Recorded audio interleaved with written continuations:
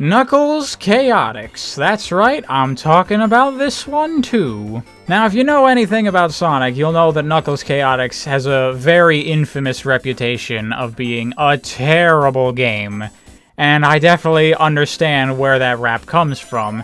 Mainly because it's like, kind of like a Sonic game, sort of. Like, it feels like a mainline Sonic game in some ways, but then in some ways, what the fuck were they thinking with this game?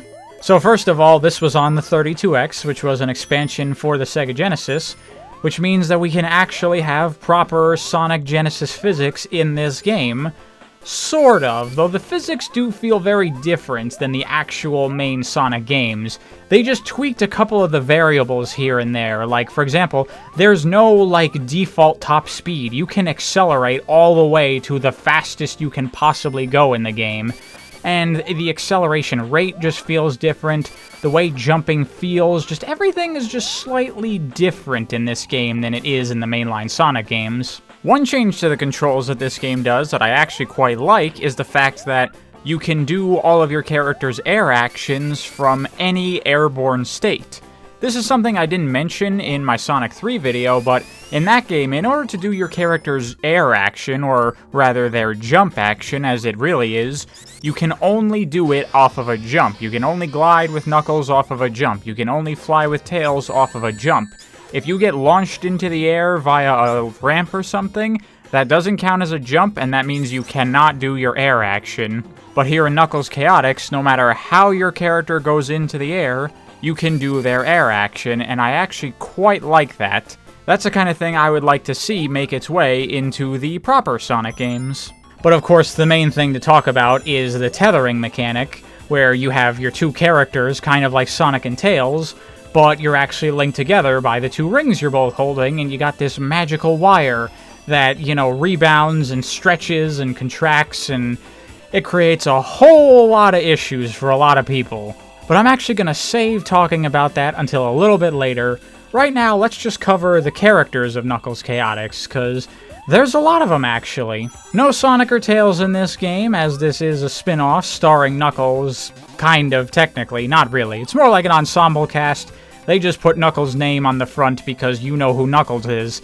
The game's actually just called Chaotix in Japan. But whatever, doesn't matter. Let's just quickly go over everybody's moveset. So Knuckles works as you would expect, although his gliding, you can now turn like on a dime with his gliding. If you ever played Sonic 3 and Knuckles, and you glide with Knuckles and you try to turn the other direction, he has a long wind-up where he has to spin around over a very large distance before he can actually start gliding the other way. But in this game, that is not the case. You can just left, right in the air, no problem.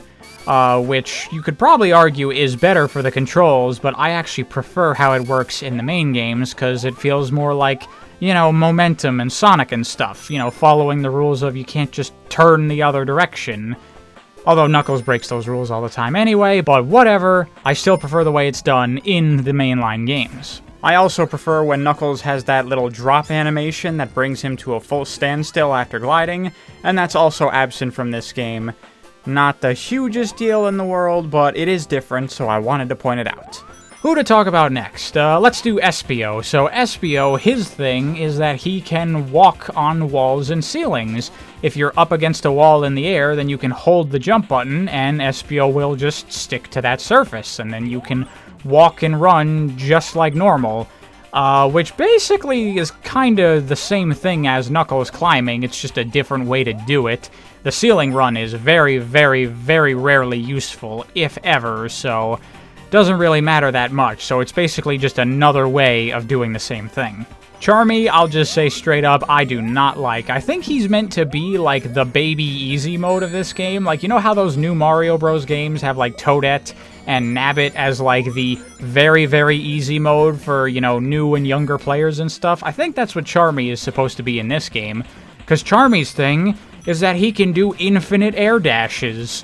So you can just fly past the entire level and just ignore everything. What? Why is this a moveset? Okay, whatever. I don't really like to play Charmy, because what the hell is this?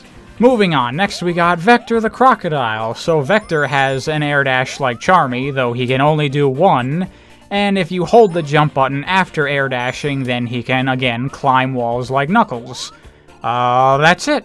And lastly, you have Mighty the Armadillo, and no, he cannot do a hammer drop like he can in Mania. In this game, he can wall jump. So while you're in the air up against a wall, you hold jump, Mighty will stick to the wall, and then you can release jump, and he'll jump off of it. And he only sticks to the wall for about a second, so you gotta kinda be fast. And you can actually aim the direction that he jumps off the wall, like you can jump away from the wall or straight up or whatever you want, and you can wall jump to wall jump whenever you want, so you can use that to very easily climb walls just like the other characters, or bounce from wall to wall back and forth. It's actually pretty cool. And that covers the 5 main playable characters of the game. I'll talk about the other ones in a little bit. But something you may have noticed about all of their abilities is that they have a lot of overlap to them. Everybody has some way to traverse walls and gain a lot of verticality somehow, and there is a very good reason for that, and I'll talk about that a little bit more down the line. But now that we've covered the characters, I do want to talk about the tether, because there's actually a lot to say about this tether mechanic. I'm just going to get this out of the way here. I like Knuckles Chaotix. I think that this game is actually pretty damn fun. And actually, it all comes down to the tether.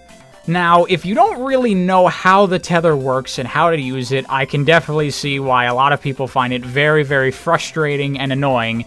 Because as you can see, it's very easy to lose control of the tether, and then your partner is just flinging all around the place, and so you start flinging all around the place, and the physics just get all kinds of whack, and you're just like, what the hell is going on? Even the simplest things, like going through a loop or a half pipe or something, can become so awkward and weird because of the nature of the tether in this game. So I don't blame anybody for not really liking it.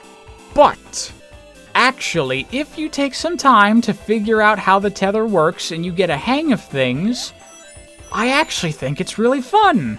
So check this out. First of all, I gotta say, this game has a pretty good tutorial. They actually do a pretty good job of making sure you understand how the fuck this tether shit works, because it's very complicated and very strange. I just think most people kinda ignore this tutorial stuff and just try to play this like a normal Sonic game, almost like trying to act like the tether isn't there. But you really can't do that. The tether is there, you have to adjust for it, you have to acknowledge it's there and play around the tether, or even better, play with the tether. So let's talk about how this works. So Knuckles Chaotix actually is a 3-button game. So you got the jump button, and you press that again while in the air to do your character's air action, typical Sonic stuff. The other button you have is the hold button. It will make your partner stand still in place, and they will no longer move around, and they'll essentially kind of become like an anchor point, where it's now like you're tethered to like a statue or a pole in the ground, where that's not going to move. And then you can use this kind of stuff to manipulate the momentum and ricochet around stuff, because the tether will snap you back in various different situations with the physics. The most basic version of this is to just have your partner hold in place, run in one direction until the tether gets stretched out, and then release your movement into the other direction, and you'll just fling back the other way, and as you fling past your partner, release their hold, and now you can drag them with you, and you'll go flying forward really, really fast. This move honestly negates the necessity for the spin dash at all, because the spin dash is kind of really crappy in this game. It's not even worth using when you have this tether move. This is a lot better. The one problem with this kind of tether technique is that it takes a long time to do, because the tether stretches out very, very slowly, so it's just like very uncomfortable to do this kind of thing to, you know, build up speed. But something that most people don't know is that actually if you jump, the tether will stretch out much quicker than it does when you're on the ground. So check out what I do in lots of different situations in the gameplay. I will have my partner hold in the ground, and then I will jump away from them, and the tether basically gets to full stretch immediately. Then I can release and then, you know, have them let go and keep going without the long buildup of having to stretch out the tether. And so with that, you can actually launch yourself left and right very, very quickly once you get the hang of the muscle memory for that kind of thing. So that's pretty neat, but it ultimately just kind of does the job of the spin dash or the super peel out from other games. The real stuff that makes the tether fun is what you can do with the hold button in the air. Because you can make your partner hold in the air, but they don't get, like, stuck still floating in the air. They do still keep flying through the air as they were, but they are holding now. So what does that actually mean? Well, it's a little bit weird sounding probably, but just bear with me here. So what the hold actually kind of ends up doing in effect is not just that, you know, that partner is, like, holding still in place and bracing themselves like what it does on the ground. What it does is it switches which character is the heavier one on the tether end. Normally, the player is always the heavier one, which is why you can just run in a direction and you'll pull your partner with you. But if you make your partner hold, they will become the heavier character, and that means that momentum will prioritize how they're moving over how you're moving. And you can actually use this for some pretty cool stuff, because you can hold and unhold as much as you want, as quickly as you want while in the air, which opens up some possibilities for some very cool stuff. So check this out. If you press the hold button while you're standing on top of your partner, then you'll pick them up and hold them like a ball, and then you can throw them in any direction by releasing the button.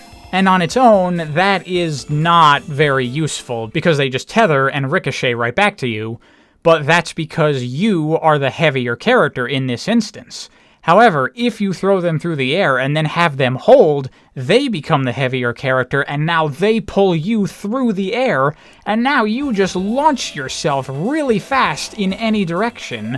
And this is where the cool stuff happens. With grabbing your teammate and throwing them and holding, you can essentially do like an insanely powerful omnidirectional air dash that will just launch you in any direction with insane speed. And being able to do this quickly, where you can navigate these levels by throwing your partner and then pulling yourself along with it really fast, has you just flying all over the place, and it has this sense of speed and energy that you don't get from the mainline Sonic games, where you can just move this quickly, this easily, all over the place in any direction. It is actually really fun. But it doesn't stop there. You have other things that you can do with the tether as well using the hold, because see what happens when I throw my teammate through the air and I have them hold, I get pulled, and now my character ends up in front. If I keep having my partner hold, then once they start falling, they're going to start dragging me down with them. However, if I release the hold, I become the heavier character again, and so I can pull them up even more. Now, this is definitely hard to get the hang of, because it requires very precise timing and really watching which of the two characters has more momentum and is going in the direction you want, to keep track of whether or not you should be holding, so you know which one should be the heavier character. It definitely takes some practice, but if you can get the hang of it, you have unprecedented ability to just fly through the game. And there are other ways to achieve this kind of effect other than just throwing your partner. If you end up where one of you is on a lower surface than the other one, then you can achieve the same effect. If your partner is below you, you can hit the hold button and they'll drop down, but since you're on a ground, you won't get pulled down towards them. Then you can release the hold button and they'll ricochet back up, hold it again, and they'll pull you with them. Same thing if you're below your teammate, you can hold down and that will pull yourself down, and then you can let go and then that will just send you flying, and you're already default the heavier character, so you can just pull them with you. And then again, you can start alternating with the hold to become the heavier character and just keep that upward momentum going. But even that is kind of just the tip of the iceberg, because now we get to the real crazy shit. Because while you're flying through the air, if you have your teammate hold, they will become the heavier one and they will drag you along with wherever they're going. However, if you still have input on which direction you're trying to move on, then you will also remain heavy, meaning you will both be heavy at the same time. What this does is it fully extends the cord, but you two do not end up ricocheting back and forth at each other because you're both pulling on it. And then from there, you can release one of your two heavy characters, either you or your partner, and then that will cause them to go flying off in the other direction. And then depending on how you use the hold and let go and hold on and all kinds of stuff, you can just break the laws of physics completely. You can just fly in any direction and do whatever the hell you want, and it's absolutely insane. And it's really freaking awesome. Though I gotta admit, I don't really know how to use this very well at all. Like, look at what's happening on the screen. Like, this is very, very hard to control in a way where I can actually make it do what I want. But the potential is there. If there was someone better than me that was more dedicated in figuring this stuff out, I bet you could do the coolest shit ever. And by the way, if you ever end up in a situation where your partner gets stuck, which can obviously happen because the physics in this game are a little bit wonky, you have a button to just recall them, where they'll fly towards the camera and then right on top of you. It does cost 10 coins to do that, and actually, you can do it if you have no coins, but it'll put you into the negative, and it's just really weird to see a negative coin count in any game like this, where, like, imagine if you were playing DK, and it said that you had -5 bananas. You'd be like, what the fuck? What does that even mean? I'm in debt? But yeah, anyway, I actually think the Tether is undoubtedly the coolest thing about Knuckles Chaotix.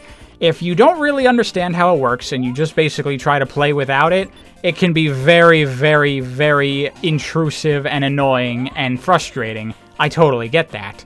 But if you're the type that likes to experiment with really deep movement mechanics and systems like that, I think there's actually a lot here to dig into and enjoy, because you can really do some cool stuff with this. You can just fly all around the place in all kinds of ways. I haven't even covered every single advanced way that you can move using all this tether stuff, but I think that just what I've shown here gives you a good idea of the kinds of things you can do, and then you can start experimenting yourself if you wanted to give this game a try.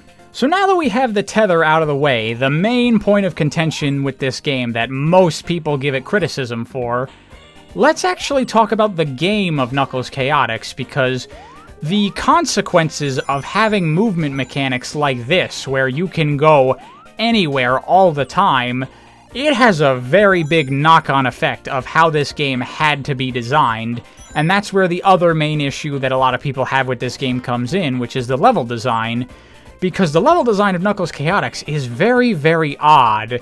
The levels are so large and wide. They're very tall and very long, but not in a typical Sonic way with the multi-tiered paths. It's more like the levels are kind of like mazes. They're very windy. You might start in the bottom left corner of the level, and the end of the level is at the top left corner, and you have to go winding in and out through these tight corridored paths in order to go up and then left and then up again and then right, and then you go down, right, and then up, and then you go left for a while, and then you can go up some more, and then you go right and then up and then down and then left, and then you hit the end of the level.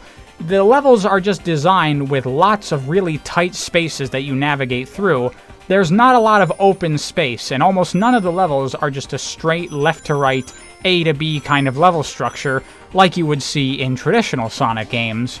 But once you realize what you can do with this tether, you see why that was necessary, because could you imagine these types of movement abilities in Sonic 2? You could just fly past everything. You could just ignore all of the level design of the game completely like it wasn't even there. And so because of that, they had to design the game in a way that took advantage and was based around the fact that you can fly in any direction at insane speed at all times, and so they have you confined to lots of tight corridors all the time. And so that's where the maze-like level design comes in. Most of the levels in the game are designed with some kind of, like, transition point, where you'll be in, like, section 1 of the level, which will be its own enclosed space with a couple of side paths with, you know, monitors and power-ups and stuff like that. And then there will be the end of that section somewhere, and then that will give you some kind of transition, and now you'll be in the second section, which is completely separated from the first section. You can't just walk between them. You have to take these transition pieces, and that's kind of how you progress through the level. It's hunting for where these transition pieces are, and then eventually where the end of the level is in these maze-like levels. And I would definitely say I don't prefer this type of level design to traditional Sonic level design, but considering the mechanics of the tether and what you can do with it, traditional Sonic level design would not work whatsoever in this game, so they made different level design that actually accommodates the mechanics of this game. You of course could argue that this just means that the tether was maybe a bad idea, and you could certainly make that argument, and I probably wouldn't even necessarily disagree with that. But they decided to do the tether thing, and so once you decide to have the tether, what they chose to do for the level design, I think makes a lot of sense, and works pretty well, actually. Because you can move in any direction so fast, I actually think that the maze-like level design ends up kinda working, because you just throw yourself in a direction until you reach the end of that path, and either you hit the transition piece, or you didn't, and then you just fling yourself in another direction, looking for the transition piece again. And so it really gives you a lot of room to flex these movement mechanics and really do a lot of stuff with them, rather than trying to optimize for good times and, stay on the optimal fast paths and all that like in a traditional Sonic game. Here, it's a bit more laid back, it's a bit more chill, it's a bit more freeform. It's just like, find where to go.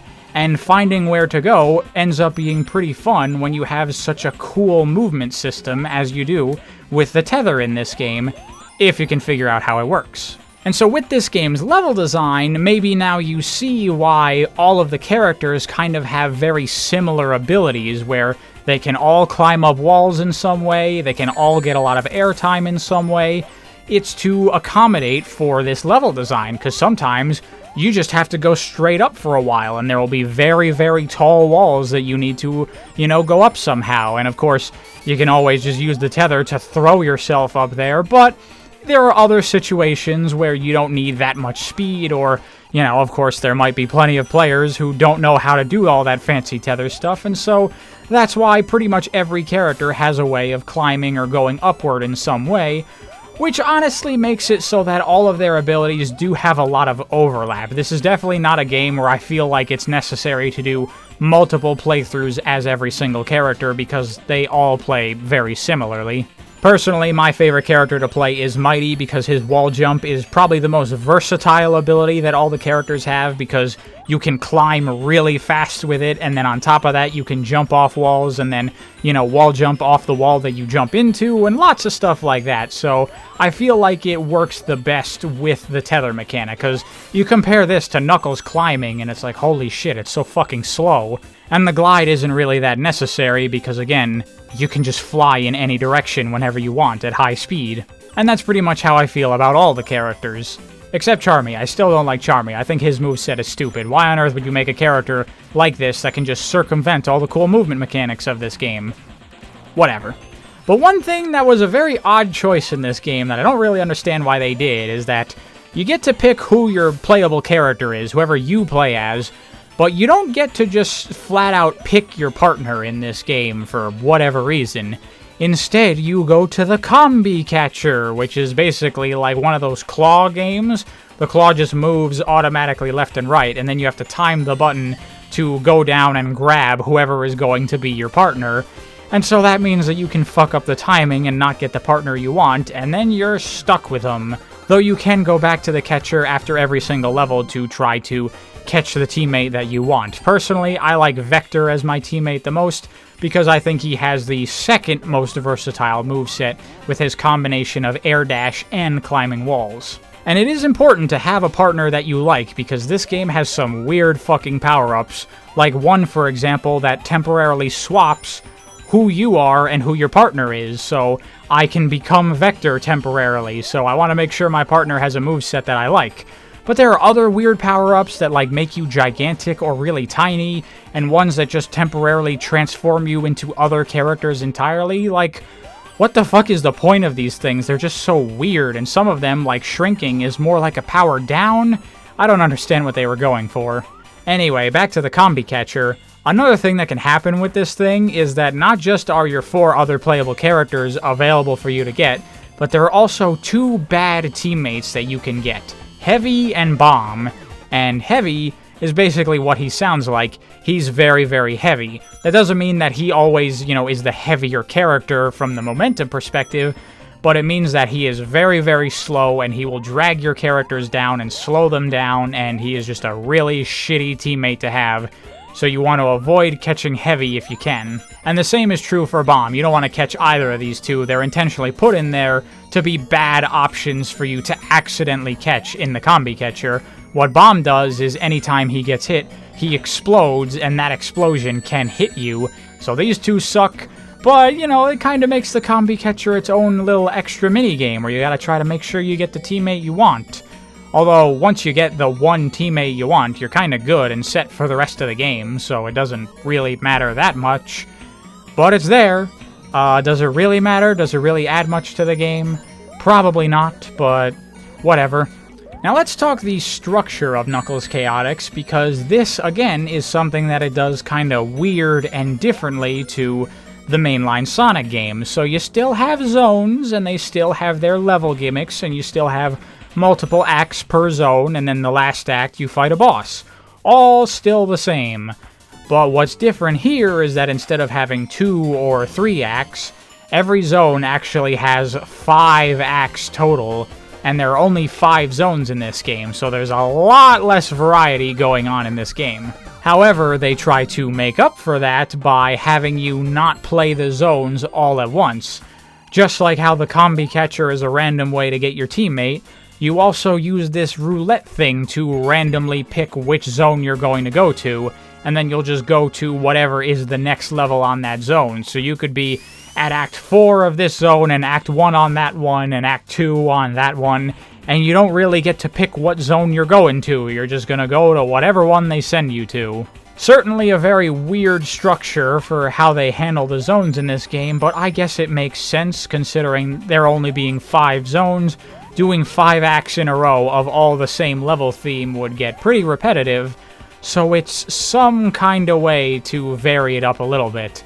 I feel like this whole thing was probably just a compromise for the fact that this game probably did not have nearly as much budget as the main Sonic games do, so they didn't have the time and money to make a whole lot of zones like those games, so they were like, we got 5, make a bunch of levels using the 5 that we have. And so yeah, as I said, we got boss fights at the end of every zone, and I feel like at this point you can probably guess how this goes. They're nothing special, they die pretty quick, whatever. Next, let's talk bonus stages, because that's a thing that they brought back from Sonic 3 and Knuckles in this game, though you access them like you accessed special stages in Sonic 3 and Knuckles. Hidden somewhere in the level are going to be big rings that you can jump into, and you get sent to not the special stage, but the bonus stage. And the bonus stages in this game are, you're like falling in a kind of 3D way, and you can control up, down, left, and right, and you basically just hit boxes to get goodies, and then there are exit boxes that you want to try to avoid. And interestingly, you can only be in these bonus stages for as long as you have coins. You can see them ticking down. So I guess you only got a limited number of coins to get more coins or something. I mean, there are other things you can get in here, like the ability to just flat out choose who you get in the Combi Catcher, and a couple other upgrades like that, but they're all temporary, and again, doesn't really matter that much. I usually just ignore these things, cause whatever. And all that remains now is special stages, and you know what? I'm gonna go out on a limb here, and I'm gonna say that I think Knuckles Chaotix has the best special stages so far in the Sonic series. I actually really like these ones. I like the ones in the Saturn version of 3D Blast, but these are even better. So to access the special stages, it's good old Sonic 1 style. You get at least 50 coins, big ring appears at the end of the level, you jump into it. And these special stages are kind of really meant to show off what the 32X could do, because they're actually rendered in 3D. Very, very limited 3D, but, you know, they're 3D. So what you got here is you're running forward automatically, and you're in this weird, I don't even know what to call it, polygon plane field land thing. And basically you're running laps along a track, and then you have to collect the certain number of blue spheres that they tell you to collect. And you'll keep on going around the same lap until you collect enough blue spheres. Once you have enough and you get back to the start, then you'll get cleared, and now you will go to a new section, and you'll keep lapping that over and over until you collect enough blue spheres on that. And then once you do that, I think 2 times per special stage, you get yourself a Chaos Ring, which is just a Chaos Emerald, but it's not a Chaos Emerald. Anyway, I think these special stages are actually pretty fun, because unlike all the other ones that are some annoying mini-game or some other crap, this is a platformer. Like what a Sonic game is. You're platforming. You're automatically running forward, sure, but you gotta precisely dodge hazards and make jumps and collect the blue spheres, and it feels like a platformer. It feels way more fun than any of the other special stages, and once you get to the later ones, they do really start to vary it up and add a lot of cool stuff. You have green spheres that act as springs to launch you up really high, and as you can see, you can kinda go onto like adjacent vertexes and you'll just like snap to that angle. But sometimes they'll have you running across flat paths with holes in them that you can fall down, or sometimes you have to jump and then adjust around a wall or an angle in order to snap to the next surface. It's pretty cool, actually, and sometimes even because you're normally running forward automatically, you have to bump into a wall in order to go backwards a little bit, and then you can start running forward again, but you use that time to move sideways without moving forward, so you can do some sideways movement. And they even get clever with using bumpers, where you try to like get around them to bounce backwards in order to make some space and go behind you where there's even more hidden stuff. The level design in these things is actually pretty damn good. And on top of having to collect enough blue spheres, you also have to collect coins, because just like the bonus stages, they use your coin count in here to determine how much time you have, and it'll tick down, which also is interesting for accessing the special stages, because it means if you have more than 50 coins, you'll start with more time, and then of course you can collect coins along the way to add to your time in order to complete the special stage, which is also helpful because you want to do it in as few laps as possible, because as you do laps, you collect blue spheres, and then that means there's less blue spheres to collect, meaning you can have wasteful laps where you're just eating up time and you're starting to run out of coins. So managing your coin count and making sure that you collect enough blue spheres to minimize the number of laps you have to do, while also just doing the platforming in general, I actually think that these special stages are quite fun, and they actually get pretty challenging, but they never get frustrating or unfair. You can always see what's going on, what's ahead of you, and what you need to do. It's just a matter of doing it. No super nothing for collecting all of them, though. All you get is the good ending, which is pretty lame.